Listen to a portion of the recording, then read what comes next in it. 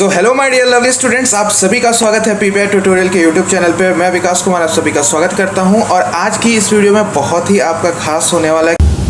जो भी बच्चे हमारे फ्री पेड कोर्स से जुड़ना चाहते हैं तो स्क्रीन पे दिए हुए व्हाट्सएप नंबर पे हमें फ्री लिख कर मैसेज कीजिए, फिर आपको सारी डिटेल्स व्हाट्सएप पर दे दी जाएंगी और ये आपका एग्जामिनेशन तक के लिए वैलिड है, फ्री ऑफ कॉस्ट सभी के लिए। जो भी स्टूडेंट इच्छुक है अपनी तैयारी को और बेहतरीन करना चाहते हैं हमारे फ्री पेड कोर्स से, तो हमें व्हाट्सएप पर मैसेज कीजिए। सिर्फ व्हाट्सएप पर मैसेज करना है, आपको कॉल नहीं करना है। क्लासेस के बारे में आपको टाइम शेड्यूल और कौन सा सब्जेक्ट किस दिन होगा उसके लिए आपको टेलीग्राम चैनल ज्वाइन करना होगा। टेलीग्राम चैनल का नेम है पीपीआई ट्यूटोरियल, स्क्रीन पे भी देख सकते हो, नहीं तो डिस्क्रिप्शन बॉक्स में लिंक है, उसको भी क्लिक करके आप जा सकते हो। जस्ट आपको पीपीआई ट्यूटोरियल सर्च करना होगा टेलीग्राम चैनल पे। वहाँ पर आपको फ्री ऑफ कॉस्ट सारा आपको क्लास का पीडीएफ, टाइम शेड्यूल और सही टाइम पे आने पर आपका टेस्ट भी कंडक्ट कराया जाएगा। आज की क्लास में हम लोग वीवीआई क्वेश्चंस करेंगे for paramedical and paramedical matric Bihar के लिए, और अच्छे से हम लोग पूरा डिटेल में करेंगे विथ एक्स्ट्रा डिटेल। अलग से एक और जानकारी, जो भी बच्चे थ्योरी क्लासेस करना चाहते हैं यानी बेसिक से सारे सब्जेक्ट्स को हाई तक पढ़ना चाहते हैं तो आप हमारे पेड कोर्स को भी ज्वाइन कर सकते हो, जहां पर आपको सारे शिक्षक देख सकते हो पैरामेडिकल क्वालिफाइड है, तो सारे एक्सपीरियंस टीचर जो भी आपके पैरामेडिकल क्वालिफाइड कर चुके उनके द्वारा आपको पढ़ाया जाएगा। और कोर्स का फी आप देख सकते हो अभी बहुत ही कम है, ये जल्दी इंक्रीज कर दिया जाएगा। तो आप अगर इंटरेस्टेड हैं क्लास के बाद तो आप व्हाट्सएप नंबर पे हमें व्हाट्सएप कीजिएगा, आपको फर्दर सारा डिटेल्स दे दिया जाएगा। तो चलिए समय ना गाते हैं, आज की क्लास को शुरू करते हैं। डियर लवली स्टूडेंट्स, आप सभी का स्वागत है आपके अपने यूट्यूब चैनल पीपीआई ट्यूटोरियल के पेड कोर्स क्लासेज में। मैं साक्षी आज आप लोग को हिंदी पढ़ाऊंगी, तो चलिए अपनी इस हिंदी के क्लास को शुरू करते हैं। हम लोग हिंदी में प्रीवियस ईयर्स क्वेश्चन सीरीज कर रहे थे, जिसमें अभी तक हम लोग 2006 से लेकर 2017 तक का प्रीवियस ईयर्स क्वेश्चन अच्छे से कर लिए और आज हम लोग 2018 के क्वेश्चन को करेंगे। 2018 में आपसे पहला प्रश्न पूछ रहा है पावक में प्रत्यय है, ठीक है। आपको बताना है कि पावक में कौन सा प्रत्यय है। तो प्रत्यय हम आपको बताए थे कि शब्द के अंत में लग के उसका अर्थ में क्या कर देता है, परिवर्तन कर देता है, ठीक है। चलिए हम लोग देखते हैं इसका ऑप्शन। ए में दिया है अन, बी में दिया है अक, सी में दिया है आक और ऑप्शन नंबर डी में दिया है अक्कर। आपको बताना है कि इस पावक में कौन सा प्रत्यय है, ठीक है। तो इसका सही आंसर हो जाएगा आपका ऑप्शन नंबर बी अक, ठीक है। पावक में कौन सा प्रत्यय है, अक है, ठीक है। चलिए पावक देख लेते हैं हम लोग किस शब्द से मिलके बना है। तो ये प जोड़ अक से मिलके बना है, ठीक है। प जोड़ अक से मिलके बना है, ये अक प्रत्यय है, प में अक लगा है, ठीक है। बताइए आप सभी कि पावक में कौन सा संधि है। ये आपका HW है, क्योंकि हम बहुत बार बचा चुके हैं संधि, ठीक है। चलिए अपने अगले प्रश्न की ओर बढ़ते हैं। अगला प्रश्न आपसे पर्यायवाची शब्द से पूछ रहा है। आपको बताना है लहर शब्द का पर्यायवाची नहीं है, ठीक है। आपको बताना है कि कौन सा लहर का पर्यायवाची नहीं है। ऑप्शन ए में दिया है तरंग, बी में दिया है उर्मी, सी में दिया है कांता और ऑप्शन नंबर डी में दिया है हिलोर। तो आपका ये तरंग, उर्मी और हिलोर ये तीनों जो है ना लहर का पर्यायवाची है, लेकिन कांता लहर का पर्यायवाची नहीं है। अगर आप ठीक से याद करोगे तो कांता हम आपके इससे पहले के क्वेश्चंस में बताए हैं, इससे पहले के प्रीवियस ईयर्स के क्वेश्चन में पत्नी का पर्यायवाची होता है कांता। किसका होता है, पत्नी का पर्यायवाची शब्द होता है आपका कांता। तो अगर ये आपको नहीं भी पता रहता लहर का और आप पहले प्रीवियस ईयर्स क्वेश्चन अच्छे से किए रहते तो आप यहाँ आंसर सही लगा देते ना। तो इसलिए प्रीवियस ईयर्स बहुत इंपॉर्टेंट है। प्रीवियस ईयर्स को हम लोग को इसलिए डिटेल में करना है ना, कि आपको समझ में आए कि एग्ज़ाम में क्वेश्चंस कैसे आते हैं, लेवल आपके कैसा रहता है एग्ज़ाम के क्वेश्चन का, ठीक है। चलिए अगले प्रश्न की ओर बढ़ते। अगला प्रश्न आपसे पूछ रहा है प्रेमचंद के समकालीन कथाकार थे, ठीक है। ऑप्शन ए में दिया है यशपाल, बी में दिया है जैनेंद्र, सी में दिया है चतुर्सेन शास्त्री और ऑप्शन नंबर डी में दिया है अश्क। और आपको बताना है कि प्रेमचंद के समकालीन कथाकार कौन थे। तो इसका सही आंसर हो जाएगा आपका option number C Chatursen Shastri. Chatursen Shastri ji जो थे ना प्रेमचंद के समकालीन कथाकार थे, ठीक है। चलिए अब हम लोग अपने अगले प्रश्न की ओर बढ़ते हैं। अगला प्रश्न समास से है और आपको बताना है कि पीताम्बर में कौन सा समास है, ठीक है। पीताम्बर में कौन सा समास। ऑप्शन नंबर ए में दिया है द्विगु समास, बी में दिया है कर्मधारय समास, सी में दिया है तत्पुरुष समास और ऑप्शन नंबर डी में दिया है अव्ययी भाव समास। ठीक है, तो इसका सही आंसर हो जाएगा आपका कर्मधारय समास। पीताम्बर में कौन सा समास हो जाएगा? कर्मधारय समास, क्योंकि यहाँ पर क्या है? विशेषण विशेष्य है। ठीक है, विशेषण विशेष्य है। यहाँ पर आपका ये जो पीला है ये विशेषण है और विशेष्य क्या है? अंबर है। तो बहुत बच्चे को भी कन्फ्यूजन आएगा कि मैम बता रही है यहाँ पे विशेषण विशेष्य है, इसी वजह से ये कर्मधारय समास है। तो फिर पिछले प्रीवियस ईयर्स में आप क्यों बताएं कि इसका समास विग्रह करेंगे? पीला है अंबर जिसका, अर्थात भगवान विष्णु, ये बहुव्रीहि समास है। ठीक है, कन्फ्यूजन आ रहा होगा। तो मैं आपको बता दूं कि पीताम्बर जो है ना आपका कर्मधारय समास भी है और बहुव्रीहि समास भी है, लेकिन जहाँ कर्मधारय और बहुव्रीहि दोनों आए, बहुव्रीहि दोनों आए तो उसमें प्रधानता बहुव्रीहि की ही होती है। ठीक है, और जब हम लोग समास पढ़ेंगे तो उसमें अच्छे से पढ़ेंगे कि किस समास में पहले किसकी प्रधानता होगी, कैसे पहचानेंगे, एकदम फुल डिटेल में। तो आप लोगों को अभी घबराना नहीं है, हम लोग जब थ्योरी के पोर्शन में इससे भी अच्छे से पढ़ेंगे। द्विगु समास, तत्पुरुष समास और अव्ययी भाव समास तो आप जानते ही हैं किसको कहते हैं। तो चलिए अब हम लोग अपने अगले प्रश्न की ओर बढ़ते हैं। चलिए अब हम लोग अपने अगले प्रश्न की ओर बढ़ते हैं। अगला प्रश्न आपसे पूछ रहा है कौन एक अशुद्ध लिखा हुआ शब्द है। ठीक है, आपको बताना है कि इसमें से कौन सा अशुद्ध लिखा हुआ शब्द है। ऑप्शन ए में दिया है अंतर्गत, बी में दिया है शासन, सी में दिया है स्मरण और ऑप्शन नंबर डी में दिया है अत्यधिक।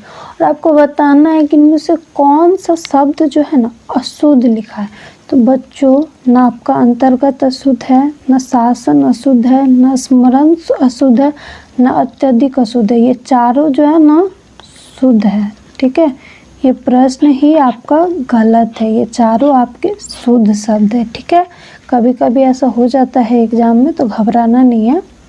ठीक है, चलिए अब हम लोग अपने अगले प्रश्न की ओर बढ़ते हैं। अगला प्रश्न आपसे मुहावरा से पूछ रहा है, आपसे पूछ रहा है कोल्हू का बैल होना का अर्थ है। ठीक है, आपसे पूछ रहा है कोल्हू का बैल होना का अर्थ है। ऑप्शन ए में दिया है किसान होना, बी में दिया है जानवर की तरह व्यवहार करना, सी में दिया है गांव में रहना और ऑप्शन नंबर डी में दिया है दिन रात काम करते रहना। ठीक है, इसका सही आंसर हो जाएगा आपका ऑप्शन नंबर डी, दिन रात काम करते रहना। कोल्हू के बैल होना का अर्थ क्या होता है? दिन रात काम करते रहना। हम लोग बोलते हैं ना कि वो कोल्हू का बैल है, मतलब वो दिन रात काम करते रहता है। ठीक है, चलिए अब हम लोग अपने अगले प्रश्न की ओर बढ़ते हैं। अगला प्रश्न आपसे पूछ रहा है प्रेमचंद्र की पंच परमेश्वर कहानी में दूसरी बार सरपंच कौन बना था। ठीक है, ये प्रेमचंद जी की जो कहानी थी पंच परमेश्वर, आप लोग कक्षा 10वीं में पढ़े होंगे, अलगू चौधरी वाला। इसमें पूछ रहा है आपसे कि दूसरी बार सरपंच कौन बना था। ठीक है, ऑप्शन ए में दिया है अलगू, बी में दिया है जुम्मन, सी में दिया है समझू और ऑप्शन नंबर डी में दिया है रामधन। तो इसका सही आंसर हो जाएगा आपका option number A Algu. Algu जो है पंच परमेश्वर में दूसरी बार सरपंच बना था। ठीक है, चलिए अब हम लोग अपने अगले प्रश्न की ओर बढ़ते हैं। आपसे अगला प्रश्न पूछ रहा है, फिर से शुद्ध शब्द से पूछ रहा है, आपको बताना है कौन एक शुद्ध लिखा शब्द है। ठीक है, आपको बताना है कौन जो है शुद्ध लिखा शब्द है।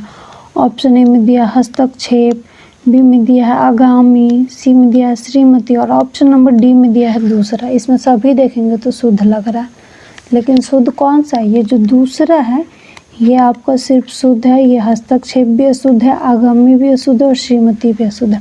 तो चलिए इन सब को भी देख लेते हैं शुद्ध कैसे लिखेंगे। तो हस्तक्षेप हम लोग कैसे लिखते हैं, इससे पहले भी क्वेश्चन में आया है प्रीवियस ईयर्स में। तो हस्तक्षेप हम लोग इस तरह लिखते हैं ना, हस्तक्षेप। ठीक है, चलिए अब हम लोग आगामी देख लेते हैं। तो आगामी थोड़ी होता है, आगामी लिखते हैं ना, आगामी। ठीक है, श्रीमती, तो श्रीमती किस तरह होता है? इस तरह होता है ना, श्रीमती। ठीक है, श्रीमती इस तरह से होता है। ठीक है, चलिए अब हम लोग अपने अगले प्रश्न की ओर बढ़ते। अगला प्रश्न आपसे पूछ रहा है जो करेगा सो भरेगा में कितने संबंधवाचक सर्वनाम है। आपको बताना है कि जो करेगा सो भरेगा, इसमें कितना संबंधवाचक सर्वनाम है, 0, 1, 2 या 3। तो सही आंसर हो जाएगा आपका ऑप्शन नंबर बी 1, क्योंकि जो और सो एक ही संबंधवाचक होता है। ठीक है, जो और सो एक ही, क्योंकि जो करेगा वही भरेगा। तो कितने संबंधवाचक सर्वनाम हो गए, एक ही से ना संबंध यहाँ पे दिखा रहा है। तो इसका सही आंसर हो जाएगा आपका ऑप्शन नंबर बी 1। ठीक है, चलिए अब हम लोग अपने अगले प्रश्न की ओर बढ़ते हैं। अगला प्रश्न आपसे पर्यायवाची शब्द से पूछ रहा है, आपको बताना है जल का पर्यायवाची है। ठीक है, ऑप्शन ए में दिया है वारी, बी में दिया है पावक, सी में दिया है सुधा और ऑप्शन नंबर डी में दिया है द्रव्य। ठीक है, तो इसका सही आंसर हो जाएगा जल का पर्यायवाची शब्द क्या हो जाएगा, वारी। ठीक है, जल का पर्यायवाची शब्द क्या हो जाएगा, वारी। अब पावक, तो पावक किसको बोलते हैं, अग्नि को बोलते हैं, अग्नि को बोलते हैं ना, आग को बोलते हैं हम लोग पावक। ठीक है, सुधा, तो सुधा हम लोग किसको कहते हैं, अमृत को बोलते हैं ना, सुधा, सुधा किसको बोलते हैं, अमृत को। और द्रव्य, तो द्रव्य किसको बोलते हैं, पदार्थ को। ठीक है, द्रव्य पदार्थ को द्रव्य बोलते हैं। चलिए अब हम लोग अपने अगले प्रश्न की ओर बढ़ते हैं। अगला प्रश्न आपसे पूछ रहा है किसमें अकर्मक क्रिया है। ठीक है, आपको बताना है कि अकर्मक क्रिया किसमें है। ऑप्शन ए में दिया है बालक फल खाता है, बी में दिया है बालक हंसता है, सी में दिया है रीता खाना पका रही है और ऑप्शन नंबर डी में दिया है माँ बच्चे को दूध देती है। तो अकर्मक क्रिया बताइए इसमें किस में है। तो आपका ऑप्शन नंबर बी में जो है अकर्मक क्रिया है, बालक हंसता है। ठीक है, हंसना क्या है, अकर्मक क्रिया। ठीक है, अकर्मक क्रिया। ठीक है, चलिए अब हम लोग अपने अगले प्रश्न की ओर बढ़ते हैं। अगला प्रश्न आपसे कारक से पूछ रहा है, आपको बताना है यह राम का घर है में कौन सा कारक है। ठीक है, यह राम का घर है में कौन सा कारक होगा। ए में दिया है संबंध, बी में दिया है कर्ता, सी में दिया है कर्म और ऑप्शन नंबर डी में दिया है अपादान। ठीक है, यह राम का घर है, घर का संबंध बता रहा है राम से, तो इसमें कौन सा कारक हो गया, संबंध कारक। ठीक है, आपका सही आंसर हो जाएगा आपका ऑप्शन नंबर ए, संबंध कारक। चलिए अब हम लोग अपने अगले प्रश्न की ओर बढ़ते हैं। चलिए अब हम लोग अपने अगले प्रश्न की ओर बढ़ते हैं। अगला प्रश्न आपसे पूछ रहा है आधे अधूरे नाटक किसने लिखा था। मतलब आधे अधूरे जो नाटक था किसने लिखा। ऑप्शन ए में दिया है भीष्म सहनी, बी में दिया है राजकुमार वर्मा, सी में दिया है राकेश मोहन राकेश और ऑप्शन नंबर डी में दिया है भुवनेश्वर। ठीक है, इसका सही आंसर हो जाएगा आपका option number C, Mohan Rakesh. Mohan Rakesh ji जो थे उन्होंने ही लिखा था आधे अधूरे नाटक। ठीक है, चलिए अब हम लोग भीष्म सहनी जी की भी कुछ रचनाएं देख लेते हैं। तो भीष्म सहनी जी की क्या, मेरी प्रिय कहानियाँ, मेरी प्रिय कहानियाँ, भाग्य रेखा, भाग्य रेखा और पहला पाठ, पहला पाठ, ये जो है भीष्म सहनी जी की रचना है। चलिए अब हम लोग कुछ राम कुमार वर्मा जी की भी रचनाएं देख लेते हैं। तो इनकी रचना पहले भी प्रीवियस ईयर्स में बताया, इनकी रचना है एकलव्य, एकलव्य, रश्मिताई, रश्मिताई और जौहर, जौहर, ये राम कुमार वर्मा जी की रचना है। चलिए अब हम लोग भुवनेश्वर जी की भी कुछ रचनाएं देख लेते। तो इनकी रचनाएं है कारवां, कारवां और एक है 8 कहानियाँ। ठीक है, 8 कहानियाँ। चलिए अब हम लोग अपने अगले प्रश्न की ओर बढ़ते हैं। अगला प्रश्न आपसे अगला प्रश्न आपसे संधि से पूछ रहा है। आपको बताना है अभीष्ट में संधि है, आपको बताना है कि अभीष्ट में कौन सा संधि। ऑप्शन नंबर ए में दिया है दीर्घ संधि, बी में दिया है गुण संधि, सी में दिया है यन संधि और ऑप्शन नंबर डी में दिया है अयादि संधि। आपको बताना है कि अभीष्ट में कौन सा संधि। अगर आप ठीक से देखेंगे तो अभीष्ट में क्या है, दीर्घ ई है। हम आपको बताए थे आ, दीर्घ ई और दीर्घ हो तो वो कौन सा संधि हो जाता है? दीर्घ संधि। तो अभिष्ट में कौन सा संधि है आपका? दीर्घ संधि। गुण संधि, यन संधि और अयादि संधि बहुत बार बता चुके हैं, यहाँ नहीं बताने वाले हैं हम, तो आप लोग प्रीवियस ईयर्स में देखिए। ठीक है, अगला क्वेश्चन आपसे पूछ रहा है संज्ञा से, ये कौन भाववाचक संज्ञा क्रिया से बनी है? ठीक है, कौन सा भाववाचक संज्ञा है जो क्रिया से बना?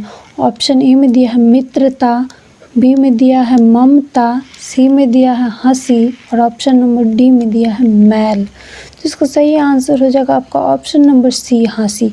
हंसी जो है ना, एक भाववाचक संज्ञा है जो क्रिया हंसना से बना है। हंसना एक क्रिया है और इसी हंसना से क्या बना है? हंसी। ठीक है, चलिए आज के क्लास का 15 क्वेश्चन 2018 में जो भी आपको पूछा था हम लोग कर लिए हैं। अब मिलते हैं अगले क्लास में, तब तक के लिए गुड बाय। अच्छे से पढ़िए, अच्छे से। तो चलिए हम लोग नेक्स्ट प्रश्न सॉल्व करते हैं। नेक्स्ट प्रश्न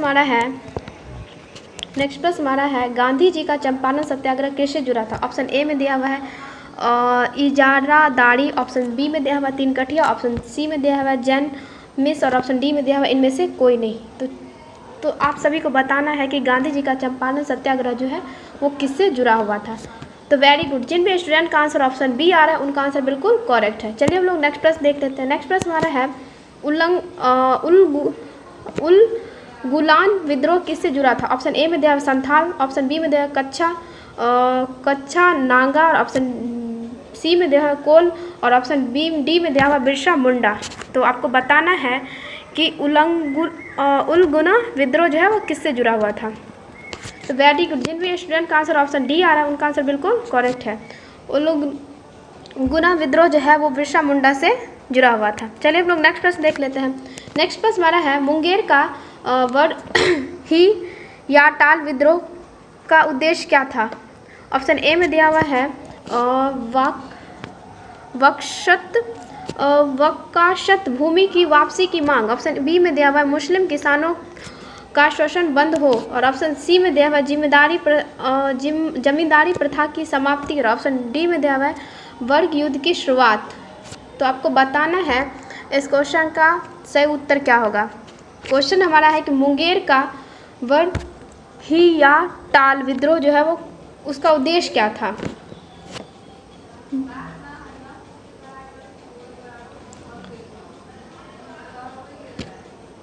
क्वेश्चन हमारा है कि मुंगेर का वरिया टाल विद्रोह जो है उसका उद्देश्य क्या था। तो वेरी गुड, जिन भी स्टूडेंट का आंसर ऑप्शन ए आ रहा है उनका आंसर बिल्कुल करेक्ट है।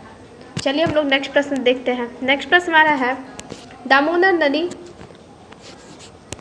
दामोदर नदी निकलती है। ऑप्शन ए में दिया हुआ तिब्बत से, ऑप्शन बी में दिया हुआ छोटा नागपुर से, ऑप्शन सी में दिया हुआ नैनीताल के पास से और ऑप्शन डी में दिया हुआ है सोमेश्वर पहाड़ी की पश्चिम ढाल से। तो आप सबको बताना है कि दामोदर नदी जो है वो कहाँ से निकलती है। चलिए जल्दी से सभी स्टूडेंट लाइव चैट में इसका सही उत्तर बताइए। दामोदर नदी कहाँ से निकलती है? तो वेरी गुड, जिन भी स्टूडेंट का आंसर ऑप्शन बी आ रहा है उनका आंसर बिल्कुल करेक्ट है। दामोदर नदी जो है वो छोटा नागपुर जो है उससे निकलती है। चलिए हम लोग नेक्स्ट प्रश्न देख लेते हैं। सॉरी, 1 मिनट रुक जाइए। नेक्स्ट प्रश्न हमारा है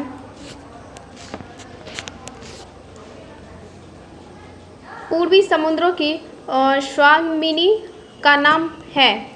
ऑप्शन ए में दिया हुआ श्रीलंका, ऑप्शन बी में दिया है पाकिस्तान, ऑप्शन सी में दिया है वर्मा और ऑप्शन डी में दिया है भारत। तो आपको बताना है कि पूर्वी समुद्री की स्वामिनी जो है वो किसका नाम है।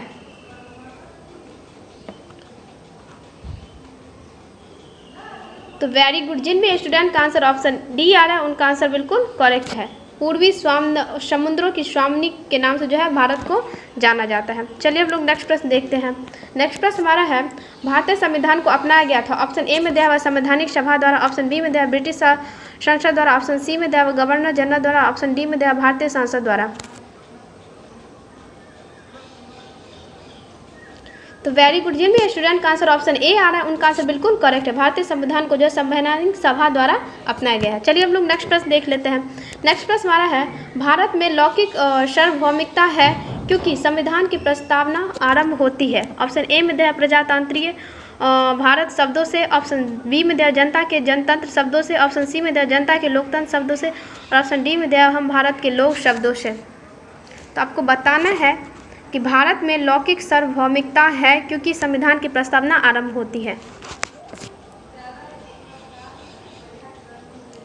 तो वेरी गुड। जिन भी स्टूडेंट का आंसर ऑप्शन डी आ रहा है उनका आंसर बिल्कुल करेक्ट है। भारत की लौकिक सार्वभौमिकता जो है उस और संविधान की प्रस्तावना जो प्रारंभ होती है वो हम भारत के लोग शब्द से प्रारंभ होती है। चलिए हम लोग नेक्स्ट प्रश्न देख लेते हैं। इसका आंसर हो जाएगा डी।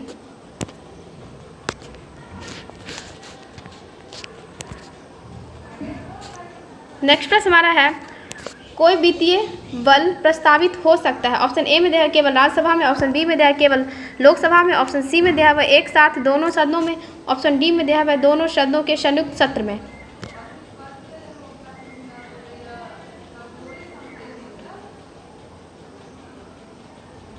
क्वेश्चन हमारा है कि कोई वित्तीय बिल प्रस्तावित हो सकता है। तो आंसर ऑप्शन में दिया हुआ है केवल राज्यसभा में, ऑप्शन बी में दिया हुआ है केवल लोकसभा में, ऑप्शन सी में दिया हुआ है एक साथ दोनों सदन में, ऑप्शन डी में दिया हुआ है दोनों सदनों के संयुक्त सत्र में।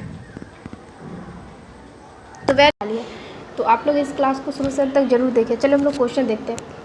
चलिए पहला क्वेश्चन हमारा है, नीति आयोग एक है। ऑप्शन ए में दिया है मंत्रालय है, ऑप्शन बी में दिया है शासकीय विभाग है, ऑप्शन सी में दिया है परामर्शदायी संस्था है, और ऑप्शन डी में दिया हुआ है स्वशासित निगम है। तो आपको बताना है कि नीति आयोग क्या है इनमें से।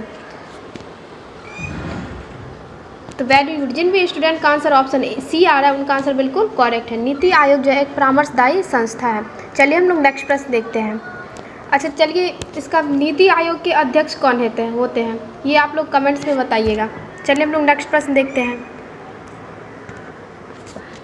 और नीति आयोग की स्थापना कब हुई थी ये भी बताइएगा।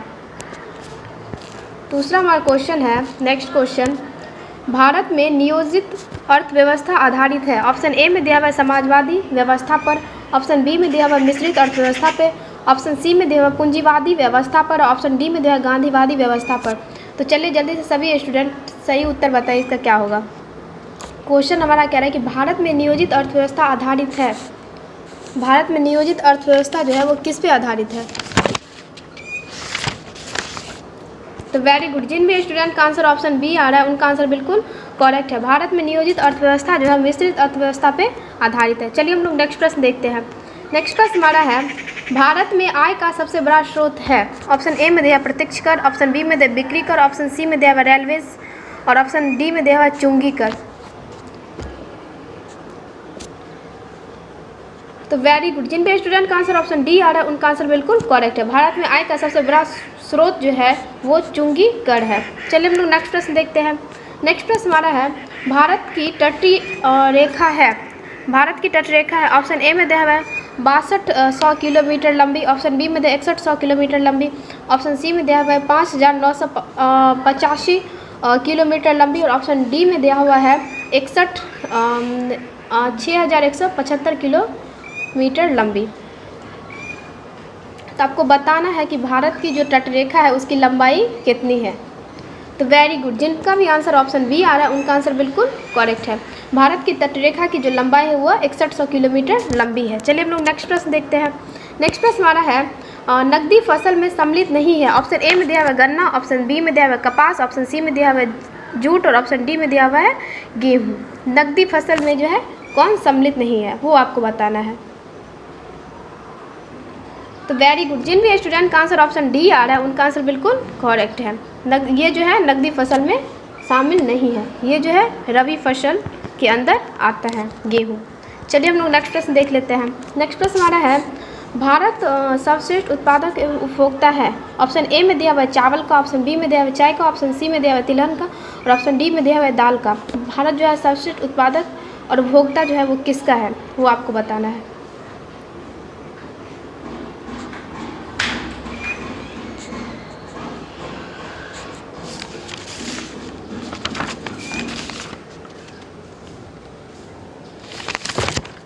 Very good. जिन भी स्टूडेंट का आंसर ऑप्शन बी आ रहा है उनका आंसर बिल्कुल करेक्ट है। भारत जो है सर्वश्रेष्ठ उत्पादक और उपभोक्ता जो है वो चाय का सर्वश्रेष्ठ उत्पादक और उपभोक्ता दोनों है। चलिए हम लोग नेक्स्ट प्रश्न देखते हैं। नेक्स्ट प्रश्न हमारा है, भारत की उन्नति संतोषजनक रही है। ऑप्शन ए में दिया है कुल राष्ट्रीय आय में बढ़ोतरी के संबंध में, ऑप्शन बी में दिया है बेरोजगारी में कमी के संबंध में, ऑप्शन सी में दिया है प्रति व्यक्ति आय के संबंध में, ऑप्शन डी में दिया हुआ है असमानताओं में कमी के संबंध में। तो आपको बताना है कि इसमें कौन सा जो है वो संतोषजनक रही है, संतोषजनक रही है। उन्नति में, भारत की उन्नति में कौन जो है वो संतोषजनक रही है।